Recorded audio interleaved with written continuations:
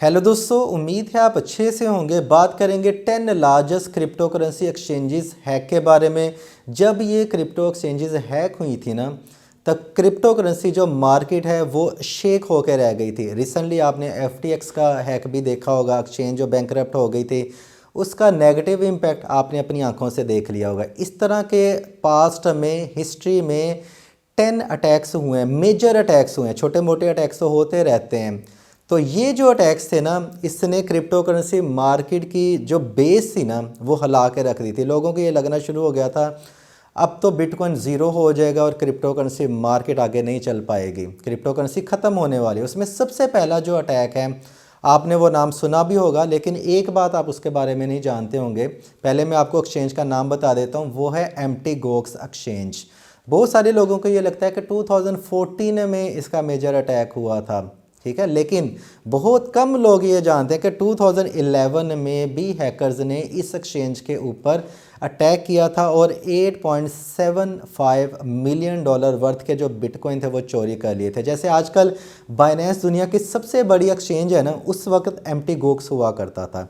2011 में बड़ा जो है वो अटैक हुआ था और क्रिप्टो करेंसी मार्केट अगर आप हिस्ट्री देखें ना, तो वो पूरी की पूरी शेक हो गई थी। 80% डाउनफॉल आया था, राइट। दूसरी दफ़ा हुआ था 2014 में और 8,50,000 बिटकॉइन। आप कैलकुलेट करें इसकी वर्थ आज कितनी बनती है। उस वक्त उसकी वर्थ थी $615 मिलियन। $650 मिलियन के जो बिटकॉइन थे वो चोरी हो गए थे। कैलकुलेट करें कि 8,50,000 बिटकॉइन की आज क्या वैल्यू है। बहुत बड़ा बिगेस्ट मिस्टेक शेक आया था मार्केट में। क्रिप्टो करेंसी मार्केट जो है वो क्रैश हो गई थी। सेकंड हुआ था KU कॉइन एक्सचेंज। आपको पता है, बहुत सारे लोग नहीं जानते कि KU कॉइन एक्सचेंज भी हैक हुई थी सितंबर 2020 में और $281 मिलियन वर्थ की जो क्रिप्टो करेंसी थी वो चोरी हो गई थी, ठीक है। नंबर 3 पे अपबीट एक्सचेंज। ये 2018 की, जैसे आज बाइनेंस, मैं रिपीट करता हूँ, वर्ल्ड की सबसे बिगेस्ट क्रिप्टो करेंसी एक्सचेंज है ट्रांजैक्शन के हवाले से और वॉल्यूम के हवाले से। उस वक्त ट्रांजैक्शन के हवाले से 2018 में अपबीट दुनिया की सबसे बड़ी एक्सचेंज थी, लेकिन हैक होने से पहले। फिर क्या हुआ, नवंबर 2019 में एक हैकर ने अटैक किया अपबीट एक्सचेंज पे और $45 मिलियन के जो क्रिप्टो करेंसी थी वो चोरी कर ली। अब ये ट्रस्ट शेक हुआ और जो इन्वेस्टर्स थे, सिर्फ $45 मिलियन, कहाँ पे 600 मिलियन की बात हो रही है, 500 मिलियन की बात हो रही है, लेकिन यहाँ पे $45 मिलियन ही चोरी हुए। लेकिन लोगों ने पैसा वहाँ से निकाल लिया और लोगों को इस पर ट्रस्ट नहीं रहा और ये अब ये टॉप 20 में एग्जिस्ट करती है, ठीक है। नंबर 4 पे है बाइनेंस एक्सचेंज। बाइनेंस एक्सचेंज 2 दफ़ा हैक हो चुकी है। पहली दफ़ा जब हैक हुई थी वो 7 मई 2019 को हुआ था और $40 मिलियन और 7,000 बिटकॉइन चोरी हुए थे।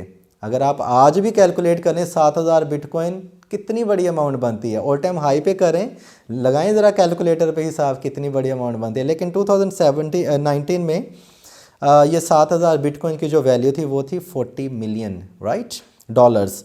फिर ये रिसेंटली हुआ अक्टूबर 2022 में, इसकी जो ब्लॉकचेन है वो हैक हुई है और 570 मिलियन वर्थ के जो क्रिप्टो कॉइन्स हैं वो चोरी हुए हैं बाइनेंस एक्सचेंज से, बाइनेंस ब्लॉकचेन से। नंबर 5 पे FTX एक्सचेंज। ये बहुत बड़ा अटैक था, इसमें गवर्नमेंट्स भी कहा जाता है इन्वॉल्व हैं। सच्चाई किसी को भी नहीं पता है, इंटरनेट पे ऐसी स्टोरीज भरी पड़ी हैं। कोई इसको इनसाइड बताता था प्रैक्टिस, कोई इसको आउटसाइड प्रैक्टिस बताता था, कोई इसको एलामिडा रिसर्च ने सारा सेलिंग कर दिया, इन्वेस्टर ने सेलिंग कर दिया। बहुत सारी इसकी जो गूस्ट स्टोरी हैं वो मार्केट में चल रही हैं, लेकिन हैक तो हुई है, बैंकरप्ट तो हुई है। $515 मिलियन नवंबर 2022 को FTX का ये हुआ था हैक, ठीक है। रिसेंट ये हैक है, आगे अल्लाह ताला बचाए इस तरह के हैक से। इससे पूरी की पूरी जो क्रिप्टो करेंसी मार्केट है वो हिल के रह गई है, वो आपने अपनी आंखों से देखी होगी इसका जो इम्पैक्ट है। लेकिन आप अंदाज़ा करें 2014 में $615 मिलियन के बिटकॉइन चोरी हुए थे। उस वक्त तो जो टोटल मार्केट कैप भी कितना टीनी टाइनी था, सही, आज तो ट्रिलियंस में है ना, उस वक्त तो बिलियंस में हुआ करता था। तो मतलब कि उस वक्त क्या हाल हुआ होगा, जब ये एम्प्टी गोक्स 2014 में हुआ था 8,50,000 बिटकॉइन और $650 मिलियन वर्थ के क्रिप्टो करेंसी चोरी हुई थी। अब तो सिर्फ 515 पे था ना, और क्रिप्टो करेंसी मार्केट का हाल तो आपने देख लिया होगा उस वक्त, तो बस आप खुद अंदाज़ा लगा लें। नंबर 6 पे है बिटफिनेक्स, 2016 में हैक हुआ था। हांगकांग की ये एक्सचेंज है। $60 मिलियन के जो बिटकॉइन थे वो चोरी हुए थे। बाद में पता चला कि इसराइल से दो बंदे थे, वो आपस में भाई थे, उन्होंने इसको हैक किया था, पकड़े गए और कुछ फंड्स इसके रिकवर भी हो गए थे। अच्छी बात है। बिटफिनेक्स 2016 में ये भी एक मेजर अटैक था $60 मिलियन का। 7th नंबर पे आता है क्रिप्टोपिया 2019। ठीक है, ये न्यूजीलैंड की क्रिप्टो एक्सचेंज है। बाद में ये कहते रहे हम इसको रिस्टोर कर देंगे, फंड्स वापस कर देंगे लोगों के, लेकिन आज तक ना तो रिस्टोर हुई है ना लोगों को उनके पैसे मिले हैं।